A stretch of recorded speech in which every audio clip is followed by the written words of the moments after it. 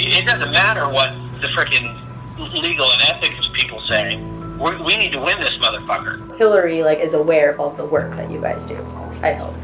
The campaign is fully innocent. And then they tell Hillary what's going on. Well, I mean, Hillary knows through the chain of command. Yeah. I'm not suggesting we wait around. We need to start this shit right away. Okay. On every one of these fronts. Okay. What I call is conflict engagement. That's your version of reenfranchisement. Conflict engagement in the lines at Trump rallies. We're starting anarchy here.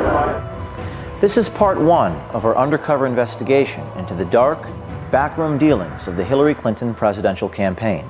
The culmination of a year-long investigation infiltrating the machine from the bottom all the way to the White House.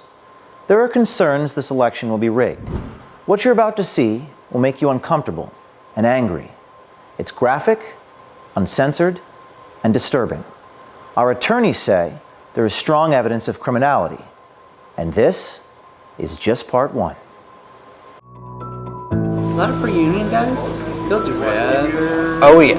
you want. Yeah. They're rock and roll. So I'm basically Deputy Rapid Response Director for the DNC for all things Trump on the ground. Nobody's really supposed to know about me. You know what I'm saying? We have mentally ill people that we pay to do shit.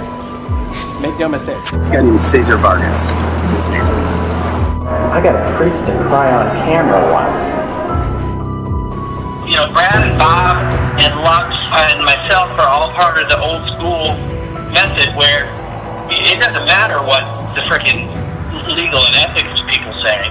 We need to win this motherfucker. So Bob is really good friends with him, and talked to him this afternoon. And they are all in. If we can get 25 grand, they're all in. There is a narrative that supporters at Trump rallies are violent and dangerous, looking to beat up protesters who don't agree with them. But our undercover investigation into the Hillary Clinton Democratic Party machine reveals a very different story. If you're there and you're protesting and you do these actions, you will be attacked at Trump rallies. That's what we know. So that's part of the process of the eliciting the reaction. The whole point of it is we know that Trump's people will freak the fuck out. His security team will freak out, and his supporters will lose their shit. This is Scott Fovel. He is the National Field Director for Americans United for Change. He used to work for People for the American Way, an organization funded by George Soros. He also has his own company called the Fovel Group. He is one of the dark operatives for the Clinton campaign. We are contracted directly with the DNC and the campaign, both. Yeah.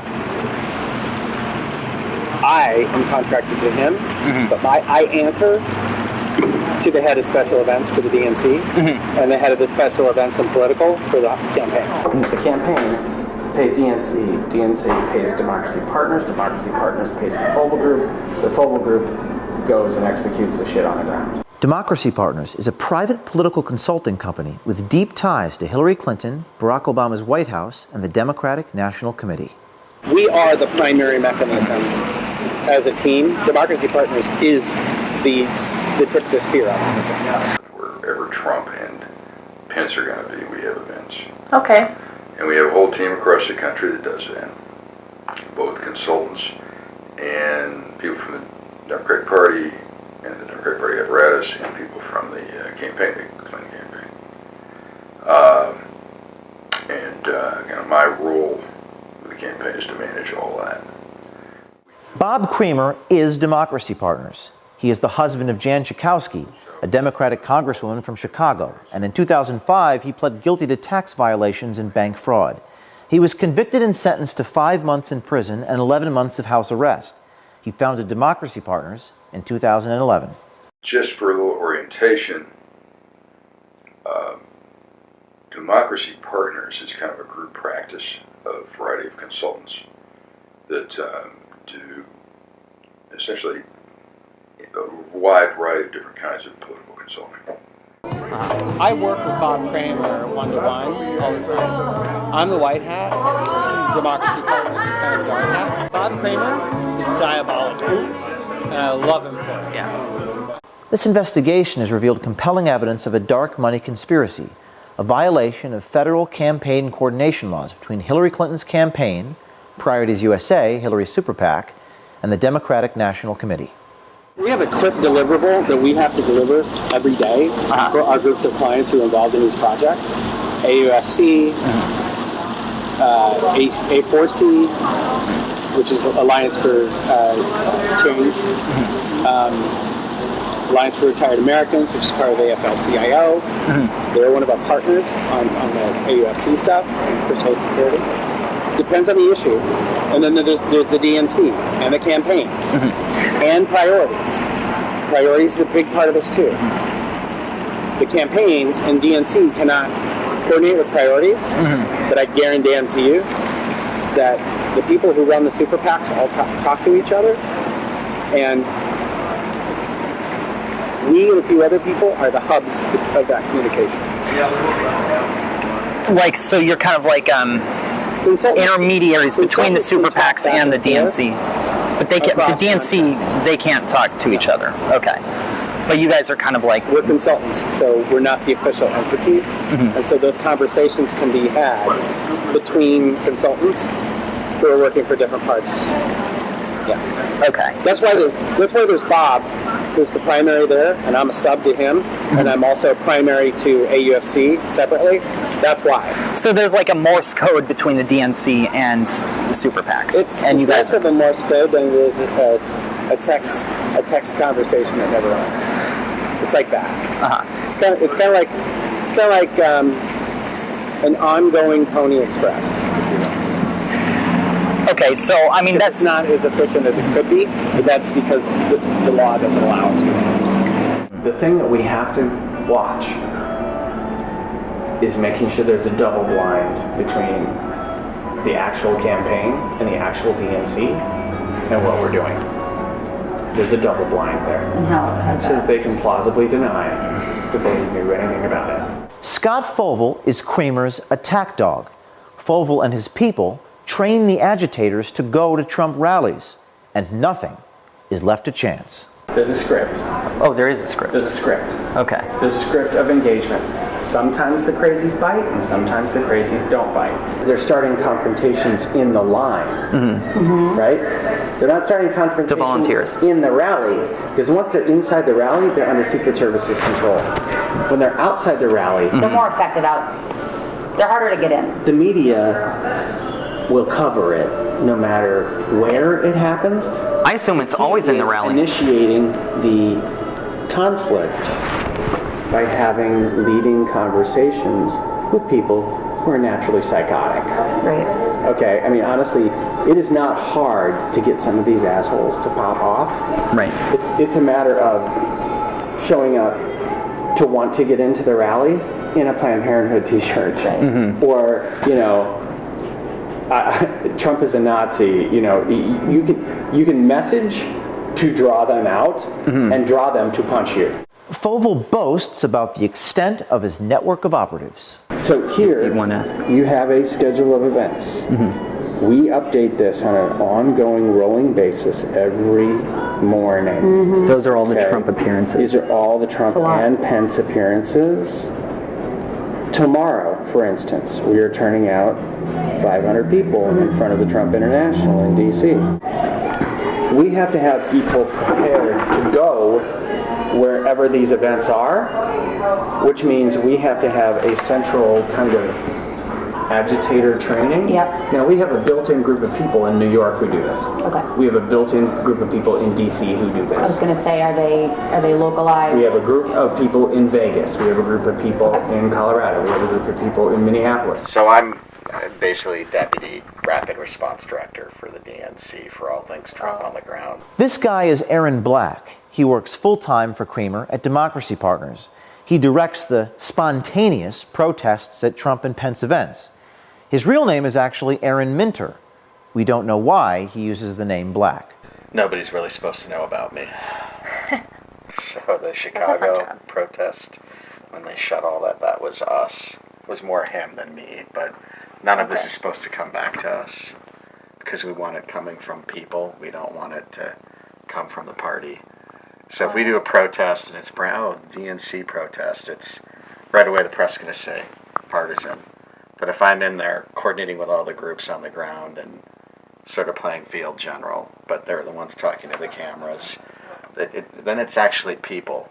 But if we send out press advisories with DNC on them and Clinton campaign, it doesn't have the same effect. We have to be really careful because what we don't need is for it to show up on CNN that the DNC paid for X people to. That's not going to happen. So me and I did the Chicago Trump event where we shut down the light bulbs. Yeah. Zulema Rodriguez and Aaron Black are bragging about a protest last March that turned extremely violent and led the Trump campaign to cancel a huge rally. Fights broke out between protesters and Trump supporters, and 2 Chicago police officers were injured. Based on our reporting, the event was not spontaneous. We have a call with the campaign every day to go over the focuses that need to be undertaken. I just had a call with the campaign and the DNC.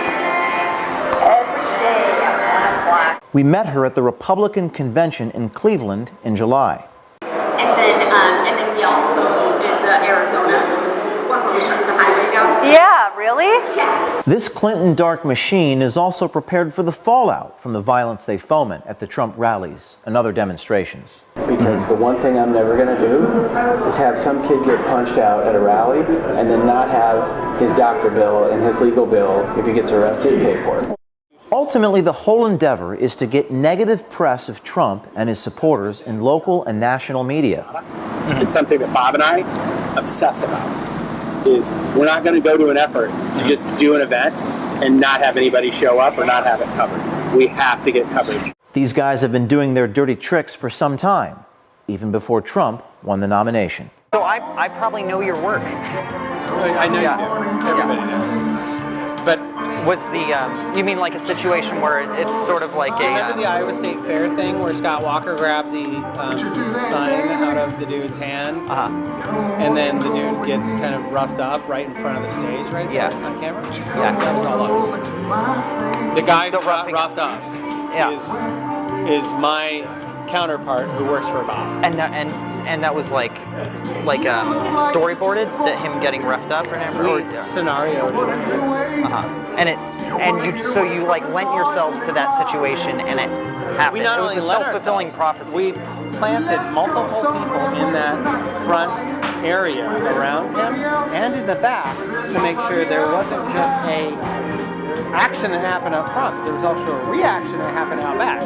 Remember this woman? Her name is Shirley Teeter. She is a 69-year-old sufferer of COPD. According to numerous news stories at the time, she was assaulted at a Trump rally in North Carolina by Trump supporter Richard Campbell. The media played her story across the country for days. She was one of our activists. She was one of your activists who had been trained up to bird dogs. Yes. So the term bird dogging, you put people in the line at the front, which means they have to get there at 6 o'clock in the morning, so they're getting the front of the rally, so that when Trump comes down the rope line, they're the ones asking him the question in front of the reporters because they're pre-placed there. To funnel that kind of operation, you have to start back with people 2 weeks ahead of time and train them how to ask questions. Right. You have to train them to bird dog. No, I'm saying, we have mentally ill people that we pay to do shit. Make no mistake. Over the last 20 years, I've paid off a few homeless guys to do some crazy stuff, and I've also taken them for dinner, and I've also made sure they had a hotel and a shower, and I put them in a program. Like, I've done that, but the reality is, a lot of, especially in our union guys, a lot of union guys, they'll do whatever you want. Yeah. They're rock and roll. When I need to get something done in Arkansas, the first guy I call is the head of the AFL-CIO down there, because he will say, what do you need? And I will say, I need a guy who will do this and this, and they find that guy. And that guy will be like, yeah, hell, let's do it. Bird dogging. Bird dogging. It's a word we had not heard until we got into this investigation. But when we checked the WikiLeaks Clinton emails, we found references to the term in emails to and from the campaign. This is a chain where Clinton campaign manager Robbie Mook suggests it might be a tactic to employ to shore up support with Hispanic voters. After our report, they may also need some help with the people in Iowa and Wisconsin. So I have to be really honest. Iowa is a difficult case because it's a 50-50 state, and honestly, half the state is racist as fuck. I came home last night and really I was upset because that's not the way I was raised, and that's not the Iowa that I grew up in, but you kind of have to accept that that's the way it is. Now, It's not who you are, but that's what the state is. right, Wisconsin is just as bad. Okay. I'm Hillary Clinton, and I approve this message. Corruption. As you can see, it's alive and well in our country, and you're paying for it. As we continue to release more videos, you must hold the mainstream media to account to further investigate what we've uncovered. America, our war is here. We must decide if we're going to save this country or lose it. To quote Abraham Lincoln, America will never be destroyed from the outside. If we falter or lose our freedoms, it will be because we destroyed ourselves.